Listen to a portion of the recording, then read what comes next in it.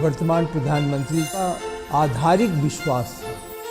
हमें सिस्टम में सुधार करना पड़ेगा। पहले बात होती थी फाउंडेशन लेके, प्रधानमंत्री जी ने कहा कि नहीं, हमको फाउंडेशन से मतलब नहीं है, हमको ये भी देखना है कि कंप्लीशन जो है वो कैसे टाइम बाउंड में हो। अगर आपके पास कोई पाइप है और वो लीक करती है तो आप एक तरफ से कितना मर्जी पानी डालिए, वो तो लीक कर जाएगा, पानी पहुंचेगा नहीं डेस्टिनेशन पे। तो हमने लीकेज को बंद किया।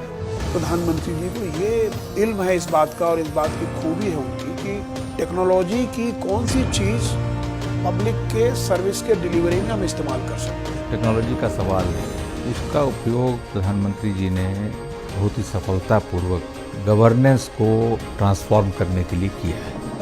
प्रधानमंत्री जी का निर्देश रहा कि पूरा सैचुरेट करके निकलिए, और सैचुरेशन की वजह से ये बदलाव आया ग्रास रूट डिस्ट्रिक्ट में कि सबको घर मिला, सबको पानी मिला, सबको बिजली मिली। माननीय प्रधानमंत्री जी का जो विजन है, मैक्सिमम गवर्नेंस मिनिमम गवर्नमेंट। प्रधानमंत्री जी का एक बड़ा मशहूर एक फ्रेज है जो अक्सर वो इस्तेमाल करते हैं, रिफॉर्म परफॉर्म ट्रांसफॉर्म।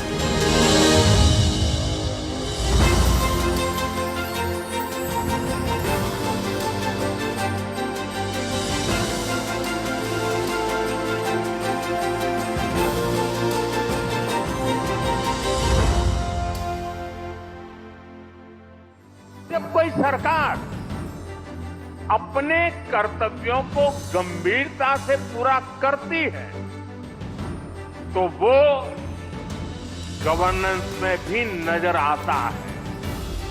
आप सभी जानते हैं, पिछला एक दशक देश में गुड गवर्नेंस का दशक रहा है।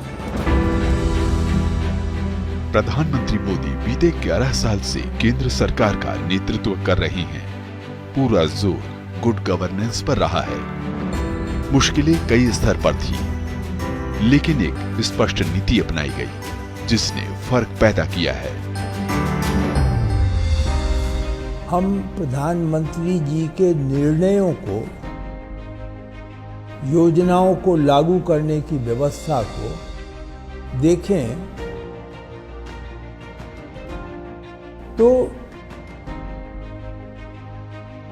एक परिवर्तन आया।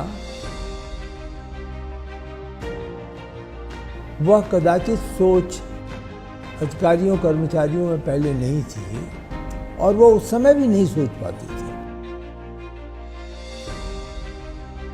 उस परिवर्तन का आधार था मॉड्यूलर अप्रोच। अभूतपूर्व गति,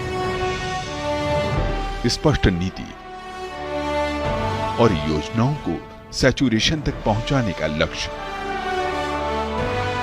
यही है मोदी सरकार की कार्यशैली।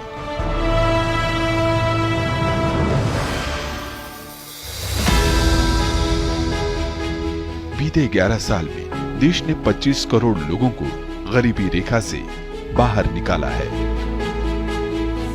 अंधेरे में डूबे 18,000 गांवों तक बिजली पहुंचाई गई है। 1500 से ज्यादा कानूनों को खत्म किया गया है। 11वें नंबर से छलांग लगाकर भारत दुनिया की चौथी बड़ी आर्थिक महाशक्ति बन चुका है। पब्लिक फंड की सेविंग, आम नागरिकों की सुविधा, कंप्लीट ट्रांसपेरेंसी और करप्शन का पूरी तरह से खात्मा। तो इस प्रकार से टेक्नोलॉजी का उपयोग करके उन्होंने गवर्नेंस को ट्रांसफॉर्म किया है। 56 करोड़ से ज्यादा जनधन खाते खोले जाने का अभियान बाद के दिनों में दूरदर्शी सोच का हिस्सा साबित हुआ। प्रधानमंत्री मोदी का आग्रह है कि तकनीक या योजनाएं सिर्फ शो पीस के लिए नहीं बनाई जानी चाहिए। एक बैंकर्स की मीटिंग में मोदी जी ने कहा, मैं चाहता हूं कि साल भर के अंदर सारे गरीब लोग बैंक अकाउंट में आ जाएं। तो बैंकर्स के सब बड़े बैंकर्स उसमें थे, सम्मिलित थे। उन्होंने कहा, साहब ये हम तो 10 साल से चला रहे हैं, हर साल लगभग 1.5-2 करोड़ अकाउंट आते हैं, हम थोड़ा और तेज़ी करेंगे 3 करोड़ आ जाएंगे। मोदी का नहीं, मुझे 1 साल में सारे चाहिए। और उन्होंने कहा कि इसके पीछे सरकार की पूरी शक्ति लगा देंगे। 2014 में ही एक बड़ा अभियान शौचालय बनाने का भी शुरू हुआ। 12 करोड़ शौचालय बने। और WHO की एक रिपोर्ट के हवाले से कहा गया कि इन शौचालयों की वजह से 3 लाख बच्चों की जान बचाई जा सकी। Yeah, you know, in addition to his huge ideas and the drive for implementation on the ground, the Prime Minister had his eye on very minute details and a phenomenal marketing mind. So everyone knows that the symbol of Swachh Bharat, Gandhiji's Chashma, and the logo is Ek Kadam Swachhata Ki Or. I mean, all this came up was from the Prime Minister. He was very clear that this needed to be a Jan Andolan, a people's movement and not a Sarkari program. So he wanted every citizen of India involved. And he set about it in the most remarkable way. ऐसी ही एक योजना स्वच्छ पेयजल की भी रही। 15 करोड़ लोगों को हर घर नल से जल जैसी योजनाओं से जोड़ा जा चुका है। प्रधानमंत्री मानते हैं कि इंफ्रा बनाना मुश्किल काम नहीं है, बल्कि उनका मेंटेनेंस चुनौती भरा होता है। इसलिए योजनाओं की 100% सफलता के लिए जन भागीदारी जरूरी है। ऐसा नहीं है कि इसके पहले कोई योजना नहीं बनी थी ग्रामीण इलाकों में जल की उपलब्धता सुनिश्चित करने के लिए। पहले भी था, जैसे accelerated water rural supply programme था, या national drinking water rural drinking water supply programme था। इस ढंग से प्रोग्राम थे, लेकिन उन प्रोग्राम्स में इस तरह का सैचुरेशन नहीं था और उस प्रोग्राम को बनाने में भी कुछ कमियां थी। अब जैसे ये जब जल जीवन मिशन लॉन्च किया गया तो इसमें सबसे बड़ी बात हुई कि भाई इसमें जन भागीदारी सुनिश्चित की जाए। प्रधानमंत्री जी की हमेशा ये सोच रहती है कि चाहे कोई भी कार्यक्रम हो, अगर उस कार्यक्रम को अगर हम उसमें जन भागीदारी ना हो तो उस कार्यक्रम को सफल होना बड़ा मुश्किल होता है। साल 2014 से पहले आम लोगों के लिए चलाई जा रही योजनाएं लक्ष्य हासिल करने में विफल रही थी। भ्रष्टाचार को इसका मुख्य कारण माना गया। प्रधानमंत्री मोदी ने इस स्थिति को बदलने का निर्णय लिया। आधार यानी 12 अंकों वाली यूनिक आईडी, जिसमें बायोमेट्रिक पहचान दर्ज की जाती है, पूरी तरह से लागू की गई।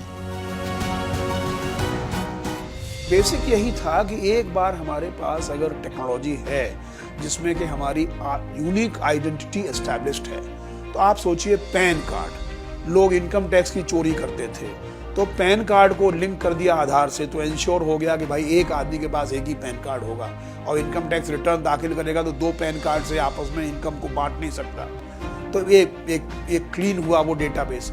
उसी प्रकार से बैंक्स को जब आधार से लिंक कर दिया तो बेनामी अकाउंट्स खत्म हो गए, तो बोगस अकाउंट्स खत्म हो गए।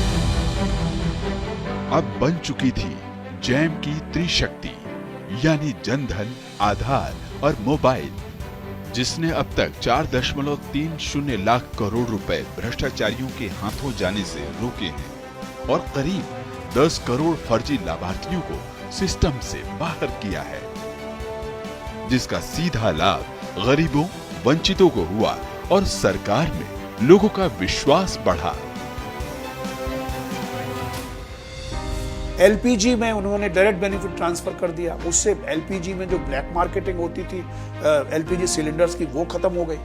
तो एक प्रकार से बहुत से डिजिटल सर्विस डिलीवरी के माध्यम से बहुत से ऐसे रिफॉर्म्स हुए जिनमें इंश्योर हुआ कि बोगस खत्म हो गए, बिचौलिए खत्म हो गए, साथ साथ इंश्योर हो गया कि तुरंत इमीडिएट लोगों के अकाउंट में पैसा पहुंचे, इमीडिएट लोगों को लाभ मिले।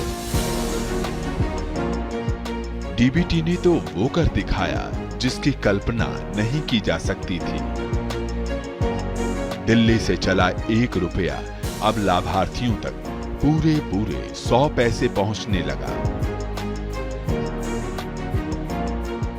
किसान सम्मान निधि, छात्रवृत्ति, पीएम आवास का पैसा, उज्ज्वला की सब्सिडी, सब डीबीटी यानी डायरेक्ट बेनिफिट ट्रांसफर के जरिए सीधे लाभार्थियों के बैंक खाते में।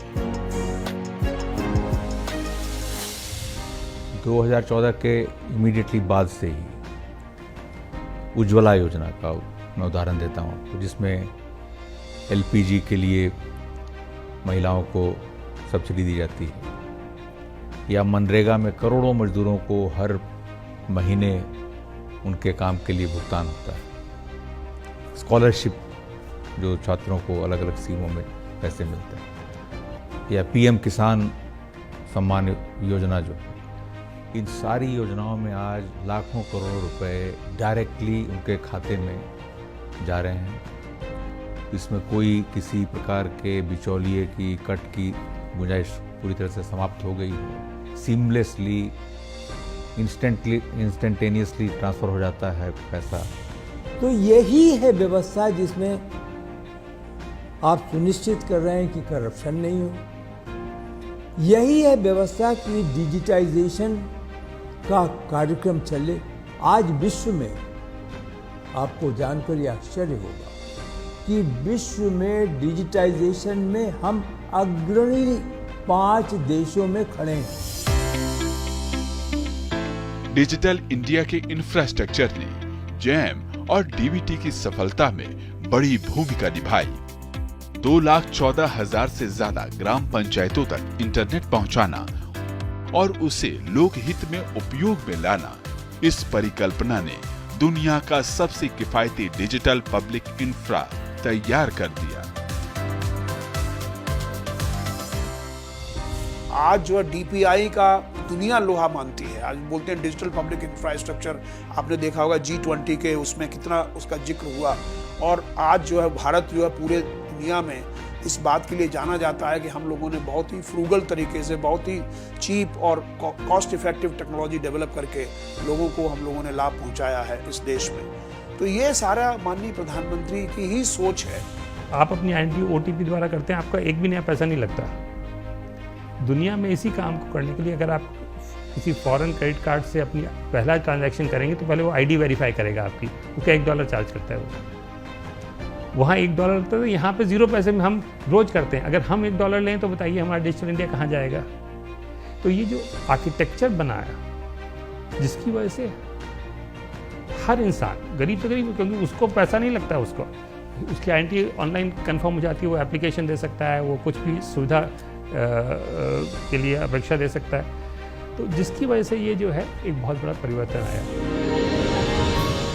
पॉलिसी पैरालिसिस की स्थिति देश के विकास में बड़ी बाधा थी। मोदी सरकार ने इसकी पहचान की और इसे ईज ऑफ लिविंग और ईज ऑफ बिजनेस में बड़ी रुकावट माना। एक के बाद एक कई नीतिगत सुधार किए गए। देश में प्रचलित अलग अलग कर व्यवस्थाओं में अनियमितताएं थी। इन सभी को ऐतिहासिक GST के माध्यम से सुधारा गया। पहला प्रेजेंटेशन हुआ उसके सेक्रेटरीज का, उसमें माननीय प्रधानमंत्री जी ने कहा ये सब रूल्स रेगुलेशन प्रोसीजर्स ये सब आप लोगों ने जो बना रखे हैं जिससे कि भारत 145वीं रैंक पे है, इनको हटाइए और जो लॉज रिक्वायर्ड नहीं उनको हटाइए। तो हुआ क्या कि 80 रैंक भारत ने जंप किया 2 साल के अंदर ईज ऑफ डूइंग बिजनेस में, और ये रिकॉर्ड था, किसी और देश ने इतना नहीं जंप किया। और प्राइम मिनिस्टर ने खुद पर्सनली इसको रेगुलरली कॉन्स्टेंटली मॉनिटर किया। ईज ऑफ बिजनेस रैंकिंग का असर निवेश पर नजर आया। FDI के लिए बीमा, रक्षा, अंतरिक्ष सहित कई अन्य क्षेत्रों के लिए नियमों को आसान किया गया, जिनका असर मेक इन इंडिया और आत्मनिर्भर अभियान पर प्रत्यक्ष रूप से नजर आया। आर्म्स की दुनिया में जब ट्रेड होती है तो उसमें कोई ऐसा नहीं कि आपको एक्सक्लूसिवली देता है। जब आपके पास और दुश्मन के पास सेम ही चीज़ है, उसको मालूम है आपकी शक्ति क्या है। लेकिन जब आप अपनी चीज़ बनाते हैं तो दुश्मन को अंदाज़ा नहीं रहता कि आपकी शक्ति क्या है, आपकी क्या कैपेबिलिटीज़ हैं, कितनी दूर तक आप वार कर सकते हैं, क्या आपकी टैक्टिक होगी।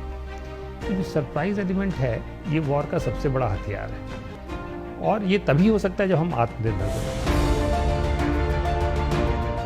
नीतिगत सुधारों में बड़ा कदम साबित हुआ 1500 से ज्यादा गैर जरूरी कानूनों को हटाना। इनकी बदौलत प्रशासनिक बोझ में कमी आई। ये ऐसे कानून थे जो ब्रिटिश काल से ही चले आ रहे थे। जन विश्वास विधेयक 2.0 भी इसी दिशा में एक और बड़ा कदम माना जा रहा है। सरकार की मंशा है आम लोगों के जीवन में दखल अंदाजी कम से कम हो। हम जब आज़ाद हुए 1947, उसके बाद से हमारे कानून क्या ऐसे हैं जो एक स्वतंत्र देश के नागरिकों के लिए होने चाहिए, सिटीजन फ्रेंडली हों। इस सोच से ये परिवर्तन लाया गया है और ये तो बहुत बड़ा परिवर्तन हुआ जो तीनों, जो Indian penal code, criminal procedure code और एविडेंस एक्ट के बदले 3 नए कानून लाए गए ताकि ये सिटीजन फ्रेंडली हैं और इनका उद्देश्य, मूलभूत उद्देश्य न्याय दिलाना है, न कि दंड। साल 2015 में नीति आयोग के गठन को भी एक दूरदर्शी सोच माना गया। केंद्र और राज्यों के बीच एक लोकतांत्रिक सहयोगात्मक संघवाद जीवंत हुआ। तो वहीं भविष्य की प्लानिंग करने के लिए अब देश में एक संस्था थी जिसने अपनी पहचान बीते दिनों में टीम इंडिया के रूप में बनाई है। नीति आयोग का काम है फॉरवर्ड थिंकिंग करना, और ये इंस्टीट्यूशन पहले कोई नहीं था जो फॉरवर्ड थिंकिंग करता था। और वो फॉरवर्ड थिंकिंग मल्टी डिसिप्लिनरी होती है और वो फॉरवर्ड थिंकिंग जो है सबके साथ मिलके होती है। तो ये नीति आयोग ने किया कई क्षेत्रों में, और कई क्षेत्रों में बदलाव आया इसकी वजह से, क्योंकि ये प्रोग्रेसिव, डायनेमिक और मल्टी डायमेंशनल थिंकिंग हुई और रियल टाइम एक्शन हुआ उसके बेसिस पे। आप ओवरऑल उनकी फिलॉसफी, जो कार्य पद्धति थी, उसको देखें। अभी भी आप उस कार्य पद्धति की कंटिन्यूटी देख रहे हैं उनके कार्यकाल में। तो वह सुनिश्चित कर सका कि इस प्रकार जो लाभ मिलने थे योजनाओं का, वह विकेंद्रीकरण होकर के पहुंच जाए निचले स्तर से। नीतिगत सुधारों का असर लोगों के जीवन स्तर पर, व्यापार में, निवेश पर नजर आ रहा है। प्रधानमंत्री मोदी ने उन्हें भी विकास की मुख्य धारा से जोड़ा जो देश के पिछड़े जिलों में रह रहे थे।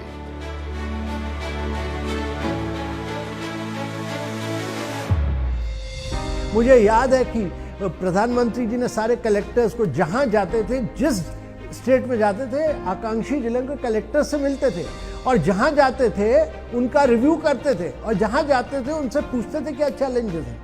और सारे चीफ मिनिस्टर्स को चिट्ठी लिखी उन्होंने और फिर उसके बाद सारे आकांक्षी जिलों के कलेक्टर्स का रिव्यू किया, मॉनिटर किया और खुद मीटिंग की। उससे एक जोश आया, उससे बहुत इन लोगों को भी गर्व हुआ कि वो एस्पिरेशनल डिस्ट्रिक्ट में काम कर रहे हैं और बड़े जोरों का कंपटीशन हुआ। और यही कारण है कि कई आकांक्षी जिले जो नॉर्मल डिस्ट्रिक्ट से उनसे ज्यादा अच्छा करते हैं।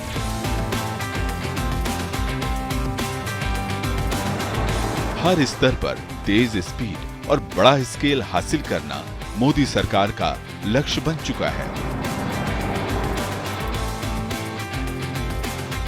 लोगों के लिए अब जीवन प्रमाण पत्र बनवाना एक क्लिक दूर है। पंचायत और ब्लॉक स्तर पर बने कॉमन सर्विस सेंटर ने लोगों के जीवन को आसान कर दिया है। वहीं सरकारी दफ्तरों में फाइलों का निपटारा समयबद्ध तरीके से होने लगा है। ई फाइलिंग की शुरुआत ने दफ्तरों में फाइलों के निपटारे की गति बढ़ा दी है।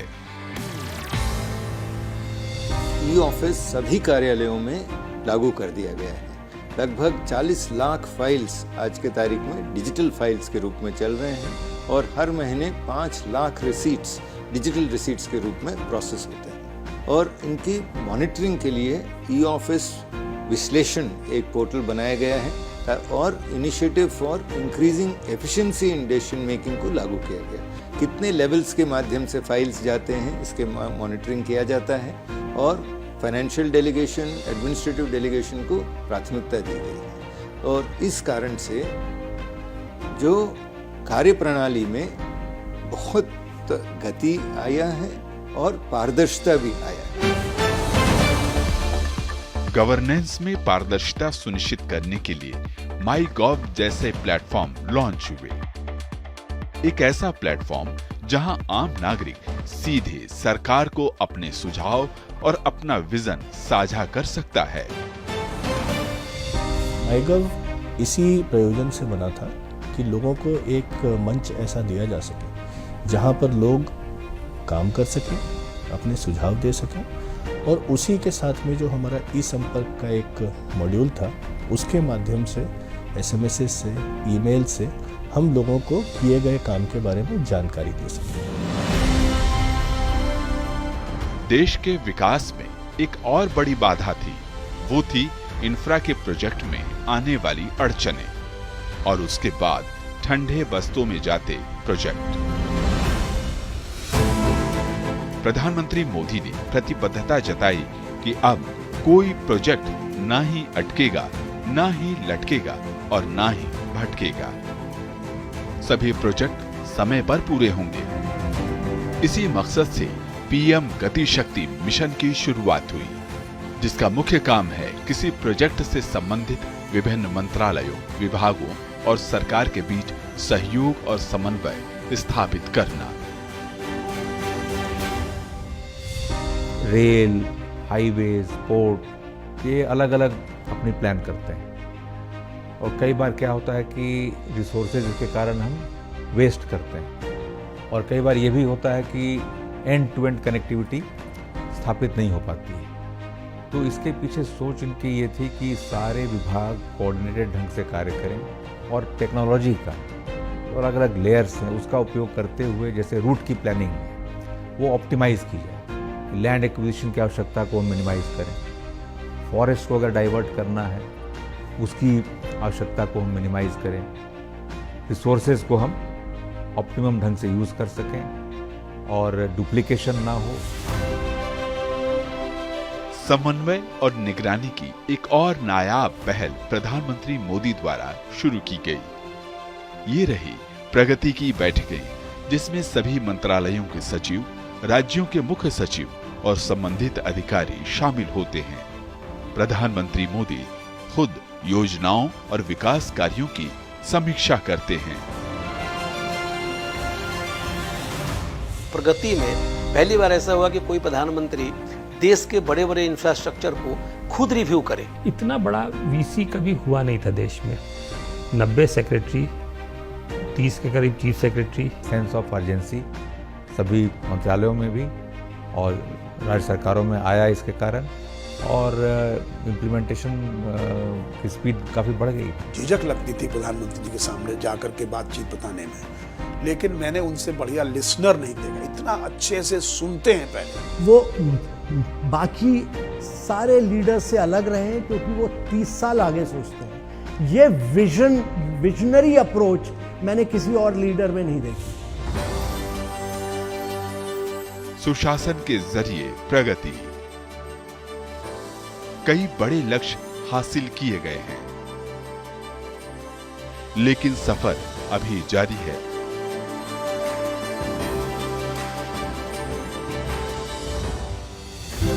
मेरी कोशिश रही है कि सरकार फाइलों में नहीं होनी चाहिए। सरकार देश के नागरिकों की लाइफ में होनी चाहिए।